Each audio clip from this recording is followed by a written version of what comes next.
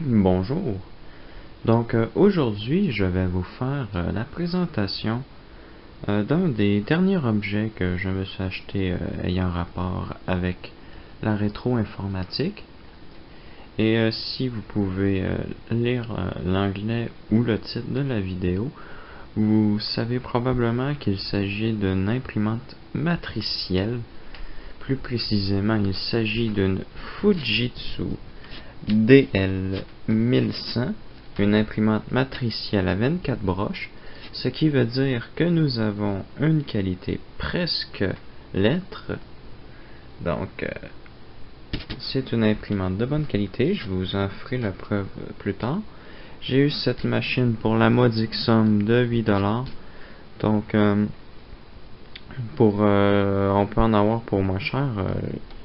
Je sais bien entendu, comme par exemple celle-ci que j'ai eue pour 3$, mais cette machine-là, comme vous pouvez voir, la boîte est quand même beaucoup plus petite que l'autre que j'ai, donc ce qui indique que l'imprimante est d'elle-même plus petite. Donc on va faire un petit tour de la boîte. Donc c'est assez vide. La boîte est pas dans un état parfait. En fait, on peut voir aussi qu'elle a été livrée par Purolator en mars 1991. Donc, on peut voir qu'elle pesait 20 livres. Donc, c'est une machine assez lourde. Le dessous est vide. Sur l'autre côté, on a quelques informations, comme par exemple ici la date. On voit qu'elle date du 3e mois de 1990. Donc je vais ouvrir la boîte. Donc l'imprimante n'est pas dans la boîte, mais je vais quand même vous montrer un peu. Donc la machine est venue avec les styromousse originels, le papier pour la livrer bien entendu, le câble parallèle et le connecteur 3 broches. Il a fallu que je remplace le connecteur 3 broches puisqu'il a été, on dirait, fondu à quelques endroits. Donc je ne pouvais me permettre de le garder. Non, je l'ai gardé, mais je peux pas me permettre de vraiment l'utiliser pour autre fonction que du test. Donc, passons à la machine. Donc, j'ai décidé un peu de changer la présentation. Donc, je fais ça sur ma couverte en fausse fourrure. Franchement, c'est une magnifique couverte, mais je suis pas là pour la couverte. Donc, voici l'imprimante, donc dans son magnifique jaune. Et j'ai aussi eu le manuel avec cette machine. Donc, c'est un manuel tout en anglais. Malgré l'épaisseur, c'est pas un manuel multilingue. Donc, il est franchement très complet. Il nous montre même chacun des caractères, même comment programmer la machine, comment placer chaque paramètre, ainsi que beaucoup d'autres fonctions que en fait je sais pas vraiment comment ça marche. J'ai pas vraiment besoin de le savoir puisque je programme pas pour une imprimante. Donc ce manuel est paginé par section, donc je sais pas comment de pages il y a, mais il doit en avoir au moins 300. Donc c'est quand même un manuel très complet. Ici vous pouvez voir, j'ai un signet pour pouvoir placer les menus de l'imprimante. Donc nous sommes maintenant à l'imprimante. Donc on a ici le support à papier en plastique.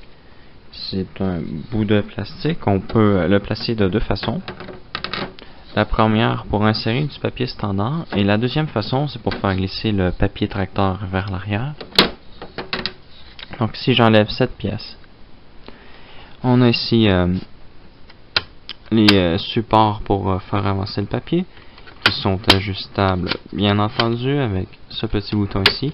Donc quand j'ai eu cette machine, elle était vraiment très sale. Il a fallu que je la démonte au complet et que je la nettoie. Ici, on peut lever ce premier couvercle. La machine est, bien qu'elle soit jaunie, est dans un très bon état. Il y a même encore le collant pour comment la placer. Donc, elle a été quand même bien entretenue, cette machine-là. Donc, ici, on a encore la mousse. Donc, elle souffre du même problème que toutes les mousses. Elle commence à vieillir. En fait, si j'appuie ici, elle reste complètement écrasée sur elle-même. Elle ne se reforme plus. Donc, en fait, je ne dois juste pas toucher à la mousse. Si on y touche, c'est la fin. Ici, on peut voir encore un gros paquet de mousse ici. Vous pouvez voir que j'y ai touché sans faire par exprès ici aussi. C'est là que je me suis rendu compte que, ben, d'un, il y avait de la mousse, et de deux, elle est en train de se défaire. Donc, si j'y touche pas, ça devrait être correct. Ici, on peut voir encore la date de fabrication, le 3e mois de 1990, avec, bien entendu, la cartouche d'encre. Donc, la cartouche était complètement à sec quand je l'ai eu. J'ai mis du WD-40 pour pouvoir imprimer. Donc, là, ça doit faire peut-être la 4e fois que je remets du WD-40 dedans. Je peux imprimer peut-être 10 pages avec. Donc, c'est pas ce qu'il y a de mieux, mais au moins ça me permet d'imprimer avec la machine. Ici, on a la tête d'impression 24 broches. Donc, ce qui est bien avec cette machine-là, c'est que je peux défaire ce petit bout de métal et la tête se déconnecte. Voilà. Donc, je sais pas si vous pouvez voir. Attendez un petit peu. Je vais prendre ma loupe, ou du moins la lentille. Donc, je sais pas si vous pouvez voir, mais on a ici les 24 broches qui sont en 2 rangées, ainsi que le connecteur pour brancher les têtes, bien entendu, et l'autre connecteur qui permet de relier les têtes au circuit imprimé. Donc, il a fallu que je démonte cette machine pour la nettoyer, et j'ai pu voir le circuit imprimé. J'aurais bien pris des photos du circuit imprimé, mais j'ai oublié, donc vous en aurez pas, mais dites-vous que c'est un circuit imprimé quand même assez standard, donc il n'y a rien de bien impressionnant. Je vais remettre la cartouche d'encre.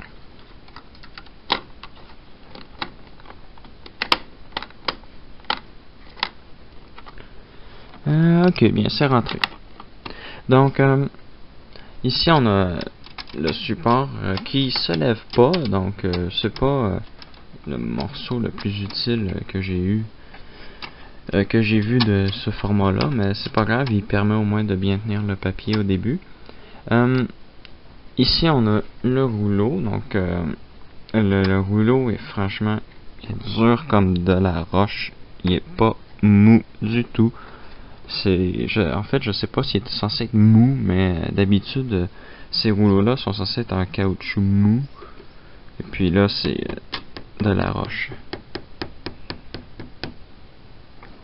Même un certain Arthur est moins dur que ça, mais blague à part, donc oui, c'est ça. Donc, ce morceau-là est complètement fini, mais à l'arrière, on a encore les rouleaux de caoutchouc, donc ça permet de tenir le papier. Ici, on a une poignée pour bien entendu le faire rouler, pour pouvoir insérer le papier manuellement, puisque bon, si vous ne savez pas, le trou qui est ici, en fait, sert à mettre, attendez un peu, j'ai un manuel pour ça.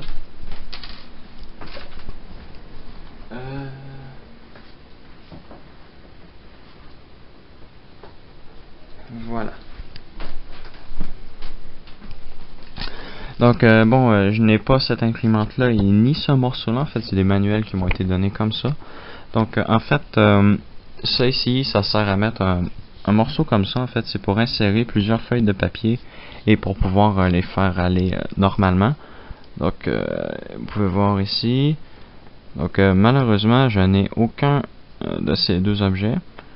L'imprimante a l'air assez bien quand même. Ici, vous pouvez voir. Donc, ça sert à transférer le mouvement du rouleau ici pour faire avancer les feuilles de papier. Mais, comme je l'ai dit, je n'ai aucun de ces deux morceaux. Donc, je vais refermer ces deux couvercles et faire un petit tour de la machine de l'extérieur. Donc, je vous ai montré l'intérieur. Ici, on a un trou pour insérer une carte. Donc, cette carte permet de rajouter des styles de texte ou de rajouter des fonctionnalités différentes à la machine. Le manuel en décrivait quelques-unes, mais je ne m'en souviens plus. Ici, on a Fujitsu ainsi que le nom de la machine. De ce côté-ci, on n'a absolument rien. En arrière, on a les autocollants. Donc, rien d'extraordinaire là encore. Le connecteur. Ici, nous avons le port parallèle. Donc, je peux dévisser ces deux vis si je veux. En fait, je vais... Est-ce que j'ai un tour de vis proche? Non, on dirait... Bon, c'est pas grave. C'est pas bien grave. Je vous aurais bien montré, mais c'est une carte avec 3 puces dessus. Donc, c'est une construction très simple. Mais... on a ici le port parallèle, cette machine, puisque bon, la carte peut s'enlever, ce qui veut dire qu'on peut mettre un autre style de connecteur. Donc, cette machine est aussi disponible en port série. Donc, moi, j'ai eu le modèle en port parallèle. Donc, je suppose que c'est mieux, puisque le port série doit être plus lent. Et on a un vrai interrupteur.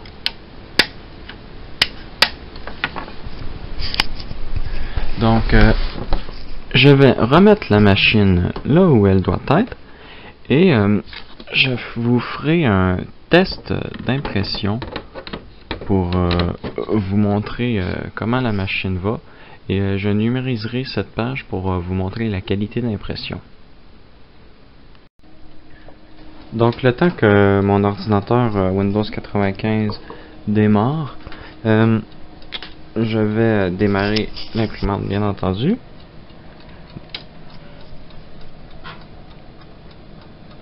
Donc, vous pouvez voir ici, on a 3 diodes pour nous indiquer que cette machine est allumée, si elle est en ligne et si elle a besoin de papier.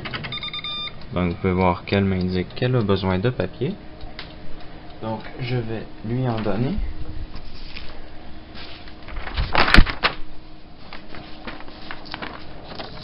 Donc, c'est pas compliqué. On prend une feuille de papier, on l'aligne. Je vais lever le capot pour vous montrer. Donc, on fait avancer le papier jusqu'à ce que le morceau blanc dépasse un peu du bout de plastique. Et si ce n'est déjà fait, on appuie sur Online. Et la machine est prête à reprendre du service. Donc, l'impression sera probablement pas de la meilleure qualité puisque je viens de remettre de l'huile dans la cartouche. Donc, ça se peut que ça barbouille un peu à certains endroits. Sinon, je referai un test d'impression. Donc, on va pas se compliquer la vie, on va faire une page de test de Windows 95. Donc, on va aller dans le panneau de configuration. Oui, en fait, j'aurais pu passer par les imprimantes, par le menu juste avant. Bon. Donc, ici, on a les imprimantes. Donc, propriété. Imprimer une page test. Donc, juste pour vous dire, ici, il est présentement 2h22 du matin. Donc, vous pouvez voir ici. Voilà, 2h21. Donc, je me permets d'imprimer à cette heure-là, puisque cette imprimante-là fait pas beaucoup de bruit. En fait, ma voix fait probablement plus de bruit que l'imprimante. Donc, ne vous inquiétez pas. La caméra va amplifier le son pour plus qu'il est, bien entendu. Mais cette machine-là fait vraiment très peu de bruit. Donc, on va démarrer le test. Donc, je vous laisse regarder l'impression.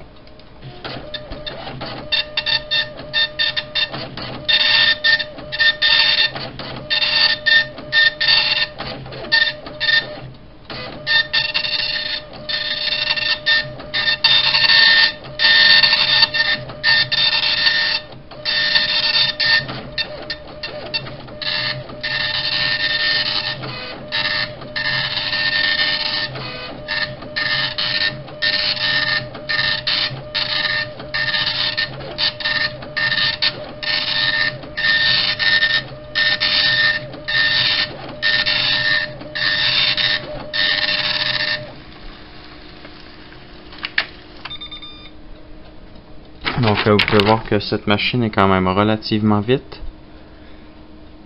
Donc je referai probablement une autre page d'impression pour vous montrer un peu quand l'imprimante imprime mieux. Comme je vous ai dit, pour le moment la cartouche d'encre est saturée d'huile. Donc ceci c'est la première impression qu'elle fait. Donc vous pouvez voir qu'elle laisse des marques.